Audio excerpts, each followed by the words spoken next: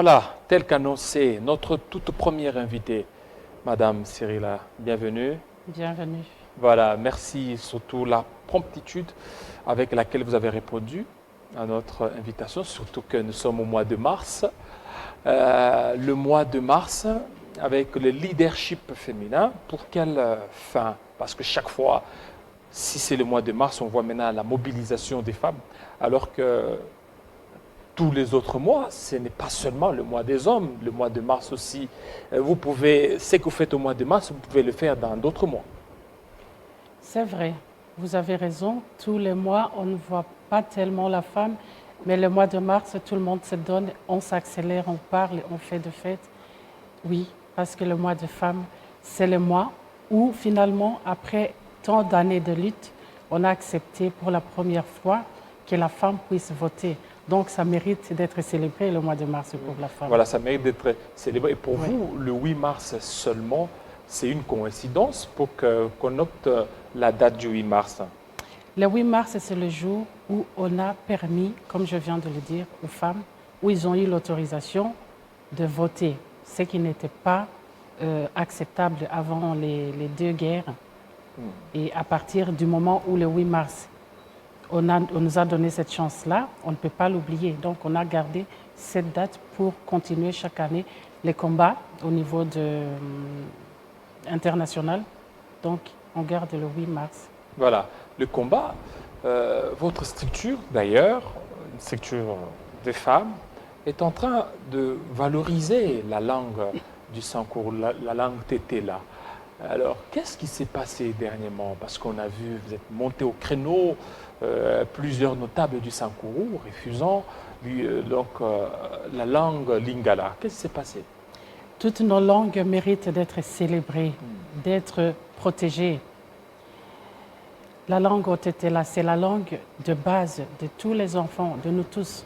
Quand on est, on grandit avec ça jusqu'à un certain âge. Première année, deuxième année élémentaire, on apprend Otetela.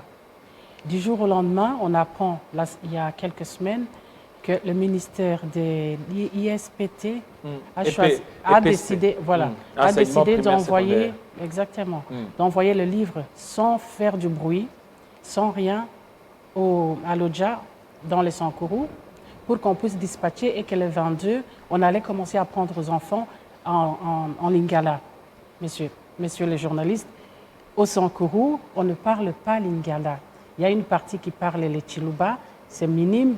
Les Songé, mais sur le Tétéla, plus de 80% parlent le Tétéla, le dialecte. Nos parents, nos grands-parents, nos enfants, même les enseignants, on ne parle pas lingala.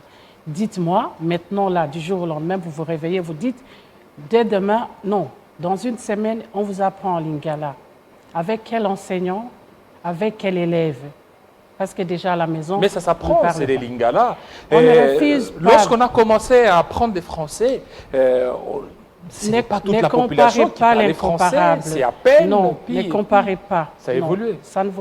Ça, je ne suis pas d'accord. Il faut apprendre le lingala, c'est pas mal. C'est notre langue aussi. Mais apprendre en lingala, ça non. Pour l'instant, non.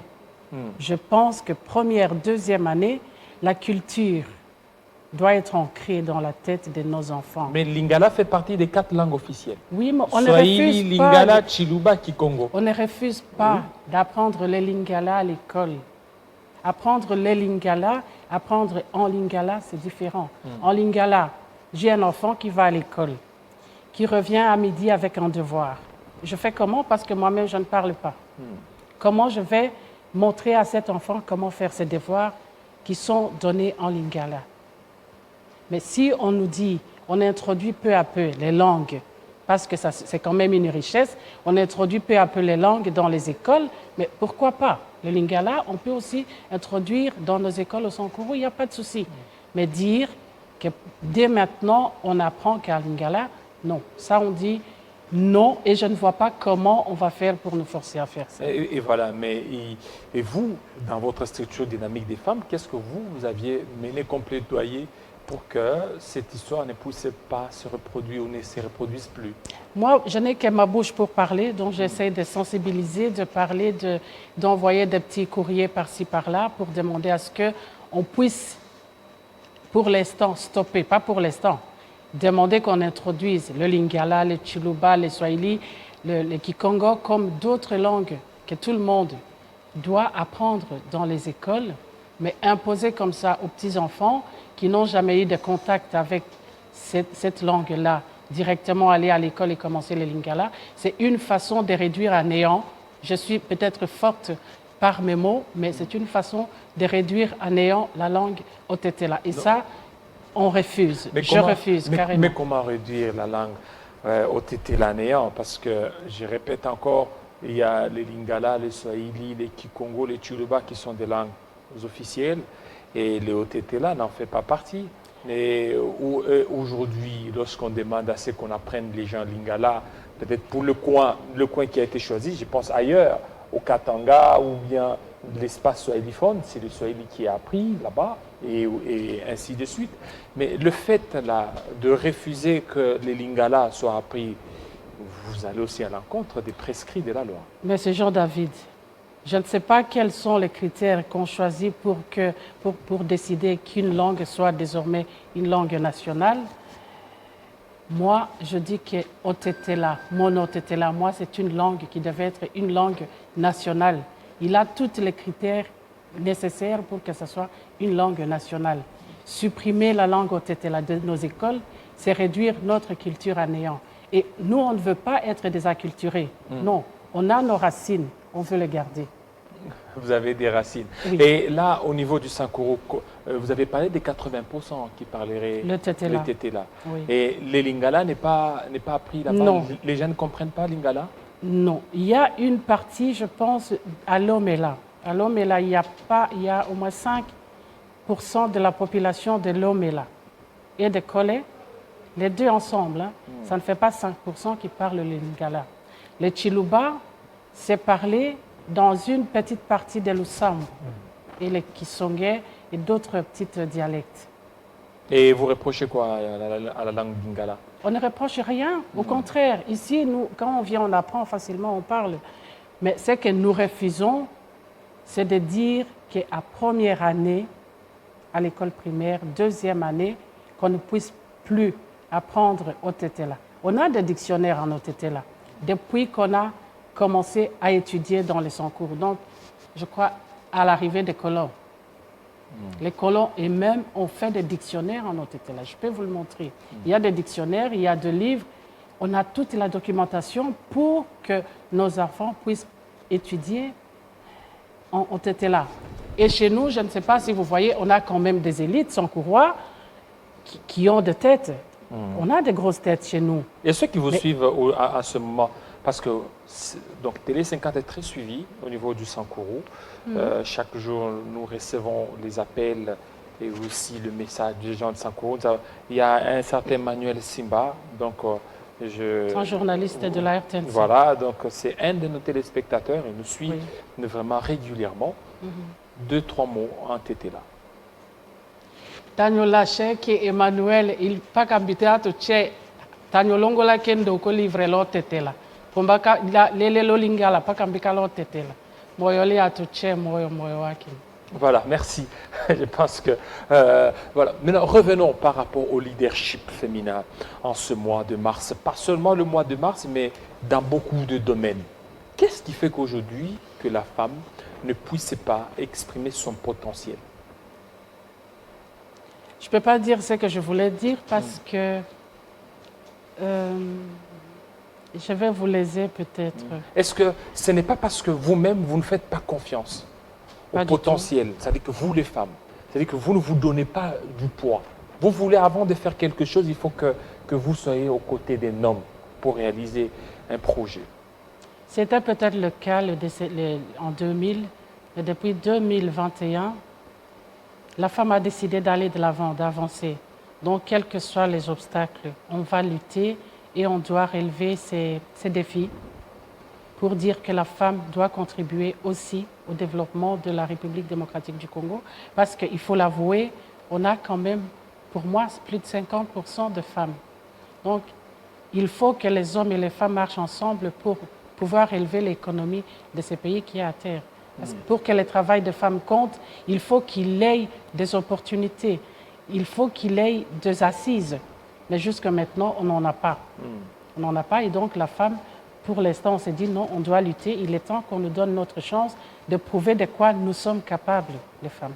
Voilà, de quoi vous êtes capable, mais déjà au niveau du Sénat, aujourd'hui, il y a 7 membres, dont 3 femmes. Eh bien, monsieur, ça ne suffit pas. Ça ne suffit pas. Il y a combien de membres au Sénat?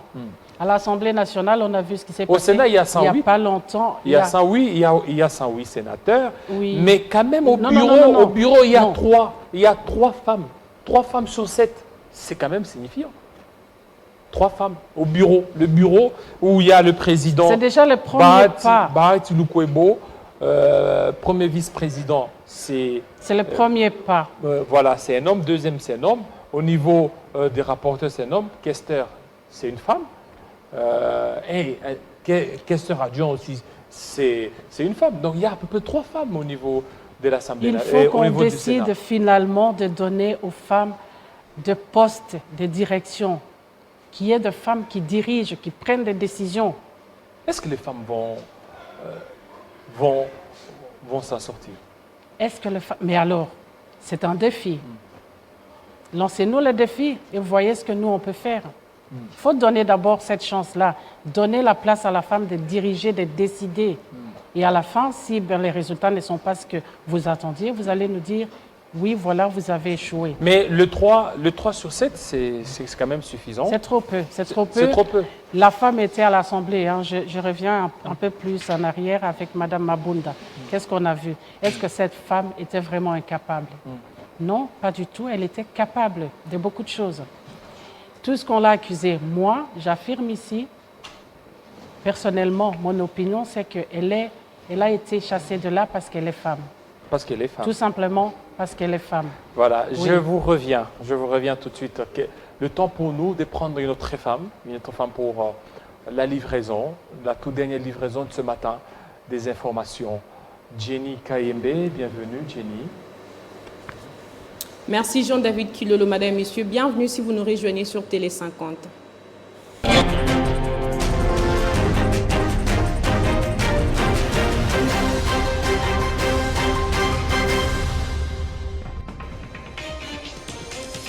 Après les services des communications du président de la République, c'est au tour du gouvernement de réagir au dernier message des évêques catholiques, membres de la conférence épiscopale nationale du Congo. Jolino Makelele, porte-parole du gouvernement Ilunga, a rappelé que la Commission électorale nationale indépendante est le seul organe habilité à organiser les élections en République démocratique du Congo. Le procès sur les présumés détournements de fonds alloués à l'enseignement primaire, secondaire et technique va s'ouvrir ce vendredi au centre pénitentiaire de rééducation de Kinshasa, ex-prison des Makala à 9h, heure de Kinshasa, et sera diffusé en direct sur les antennes de la radio-télévision nationale congolaise. Annonce faite hier par les services de communication de l'inspection générale des finances.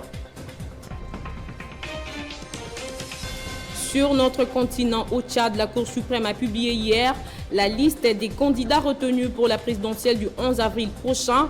Sur 17 candidatures déposées, 10 ont été retenus. Les candidats d'opposition Yaya Dilo et Massara Succès, qui ont fait l'actualité ces dernières semaines, ne seront pas de la course. Bien que retenus dans la liste, 3 candidats ont annoncé leur retrait. Ouverture d'une enquête sur des soupçons de crimes de guerre commis par les forces israéliennes, les Hamas et des groupes armés palestiniens dans les territoires palestiniens. Annonce faite hier par la procureure générale de la Cour pénale internationale Fatou Bensouda. Israël a qualifié cette annonce de décision politique et l'autorité palestinienne a salué cette enquête. Information sportive, le football club Renaissance du Congo a réussi à se relancer en championnat après sa victoire face à Dauphin Noir de Goma sur les scores de 3-2 mercredi au stade des Martyrs.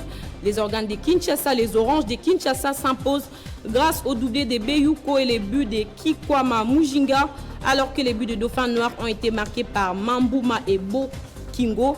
Ces succès permettent à Renaissance de souffler après sa dernière défaite face à Simba Kolwezi le week-end dernier. Le club de Kinshasa se classe ainsi à la 6e position du classement avec 25 points pour les 18 matchs livrés. Quant à Dauphin Noir, il reste à la 14e position. Merci à tous de votre attention soutenue. Kinshasa 50 bonjour se poursuit avec Jean-David Kilodo. Téléchargez les infos Télé 50 sur www.télé50.cd. Voilà, merci beaucoup. Elle avait tendance à parler de Kinshasa direct, c'est ça pour ce soir. Alors, on revient avec Madame Cyrilla qui parle du leadership féminin. Est-ce que les femmes vraiment se sentent dans ce thème de l'année, le thème qui a été dévoilé le 1er mars? Est-ce que vous vous sentez concerné? Ou bien c'est juste le thème, ça sera un slogan creux et puis ça va finir. Au mois d'avril, vous allez occuper votre place des ménagères, votre place d'être derrière les casseroles. Le problème, c'est qu'en RDC, quand des choses comme ça arrivent, c'est l'euphorie du moment, tout le monde est derrière, tout le monde crie victoire, tout le monde dit on va y arriver. Mais ça commence à chuter dès le 1er avril et ça commence déjà au ministère du genre. Je suis désolée, mais c'est comme ça toujours. Oui, le thème est très intéressant à ce moment, surtout en cette période de Covid, parce que ça peut aider les femmes à s'auto-prendre en charge même du domicile. Il y a des mamans maraîchères qui peuvent déjà vendre leurs produits sur le net. Il y a les petits commerces qui se font sur le net. Il y a tout, on peut tout faire avec le numérique. Mais est-ce qu'on a assez de femmes capables d'utiliser le net? Non, on n'en a pas assez. Mais qu'est-ce qu'on peut faire? Qu'est-ce qu'on a mis en place pour pouvoir aller avec les femmes vers ce numérique? Jusqu'à maintenant, non. Mais j'espère que Mme Louméa va mettre des centres d'apprentissage pour les femmes, pour que les femmes puissent déjà apprendre, commencer par apprendre. Là, je pense que vous vous adressez au futur gouvernement. Au futur gouvernement. Bien sûr, j'espère qu'ils vont vraiment prendre en compte. Alors maintenant, parlons de ce futur gouvernement. Qu'est-ce que vous attendez par rapport à la représentativité des femmes? D'abord, qu'on mette des femmes capables de défendre la condition de la femme, mais aussi la condition de la RDC, la vision du chef de l'État à travers le monde, à travers la RDC, dans les activités, dans tout ce qu'on fait. La femme doit se trouver dans des postes clés aussi. On a assez de voir les femmes dans le genre ministre de l'Éducation, ministre du genre, ministre... Quand est-ce qu'on aura une femme, par exemple, à la Défense? Quand est-ce qu'on aura une femme à la Justice? Au ministère des Travail et Prévoyance sociale, il y a une femme. Oui, tu vois, les sociales, toujours. Encore et Notre toujours les travail et sociales. prévoyance sociale, c'est vaste, madame. C'est vaste, là, il y a Madame Néné Koulou. Je dis merci, mais je dis que ce n'est pas suffisant. Il faut accentuer, il faut mettre la femme au devant de la scène. Si vous trouvez que nous sommes incapables, mais soyez dans l'ombre, accompagnez-nous. Il ne faut pas dire toujours vous êtes incapable et vous nous laissez dans la cuisine. Sur 44 ministères, probablement, vous voulez qu'on donne combien aux femmes? La logique voudrait qu'on nous donne même 22. 22. Mais au Congo actuel, je doute fort qu'il en soit ainsi. Donc si on nous donne déjà 15, ça serait un pas vers la bonne direction. Vous comptez aussi y participer? Si on me donne, pourquoi pas? Voilà. Je serai capable. Merci de vous assumer. Oui, je Merci, m'assume. fidèles téléspectateurs. Tout de suite, autre invité. Cette fois-ci, on va parler de l'éducation des jeunes. Comment les jeunes comptent beaucoup plus par faire leurs études, d'autres veulent aller ailleurs, à Chypre ou sous d'autres cieux. Nous allons en parler, c'est tout de suite.